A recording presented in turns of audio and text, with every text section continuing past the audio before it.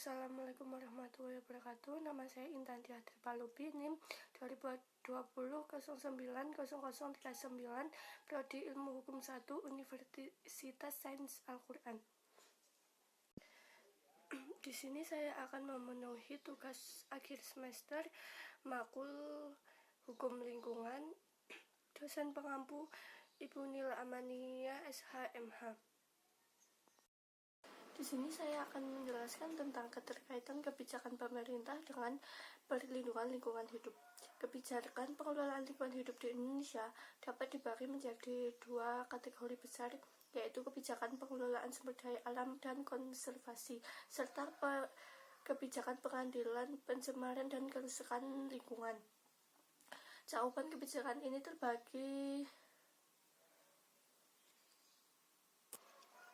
dalam lingkup dalam negeri yang mencakup tingkat nasional dan daerah, serta lingkup luar negeri untuk memenuhi tanggung jawab komitmen internasional. Kategori kebijakan pada dasarnya terbagi kembali dalam beberapa elemen kebijakan. 1. Kelembagaan dan manajemen. 2. Pengembangan sumber daya manusia. 3. Pemberdayaan masyarakat. 4. Pembinaan. 5. Perizinan. 6. Pengawasan. 7. Penegakan hukum dan pembiayaan. Yang kedua, saya akan menjelaskan tentang kondisi penegakan hukum lingkungan di Indonesia. Pengertian hukum lingkungan adalah manusia tumbuh dan berkembang bersama lingkungan di sekitarnya. Tiap interaksi manusia, baik sesama manusia dengan lingkungan, dan memberikan dampak bagi lingkungan baik positif maupun negatif. Oleh karena itu, dirancang sebuah aturan hukum untuk mengatur keseimbangan manusia dan lingkungan tempat tinggalnya. Hukum lingkungan mengatur pola lingkungan beserta semua perangkat dan serta kondisi bersama manusia yang berada dan mempengaruhi lingkungan tersebut. Undang-Undang Nomor 32 Tahun 2009 memiliki beberapa jenis instrumen penegakan hukum lingkungan. Jenis penegakan instrumen tersebut antara lain sanksi administrasi, 2. Penyelesaian sengketa lingkungan di luar pengadilan, 3. Penyelesaian sengketa lingkungan di pengadilan, 4. Penegak hukum pidana. Penegak hukum lingkungan di Indonesia sesuai dengan pasal 68, pasal 100, pasal 116 pada Undang-Undang Nomor 32 Tahun 2009 tentang perlindungan dan pengelolaan lingkungan hidup. Yang terakhir, saya akan menjelaskan tentang contoh kasus lingkungan dan penyelesaian. 1.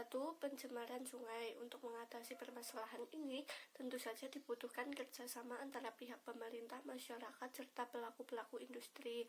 Pihak pemerintah wajib untuk memperlakukan aturan bentuk penyimpangan sosial baik bagi industri atau masyarakat agar jangan sampai membuang limbah di sungai. Masyarakat pun harus sadar mengenai pentingnya air sungai untuk kehidupan. Selain itu, pihak pemerintah juga perlu mengatur pembuangan yang baik agar limbah-limbah industri tak mengalir ke sungai-sungai setempat. 2. Kerusakan hutan. Untuk mengatasi kerusakan hutan ini, ada beberapa solusi yang bisa dilakukan. Solusi untuk jangka pendek tentu saja adalah penegakan hukum yang harus dilakukan. Hal ini sangat penting untuk mencegah kegiatan illegal logging dan hal-hal lainnya. Kegiatan pembangunan yang dilakukan perlu memperhatikan lingkungan setempat, penanaman hutan-hutan yang telah rusak. 3. Dan yang terakhir adalah banjir. Untuk mengatasi ini, pentingnya peran pemerintah yang mengelola pembuangan air agar tak menjadi masalah di kemudian harinya. Selain itu, peran aktif dan kesadaran masyarakat mengenai pentingnya menjaga lingkungan sangat dibutuhkan. Sekian dari saya, kurang lebihnya mohon maaf. Wassalamualaikum warahmatullahi wabarakatuh.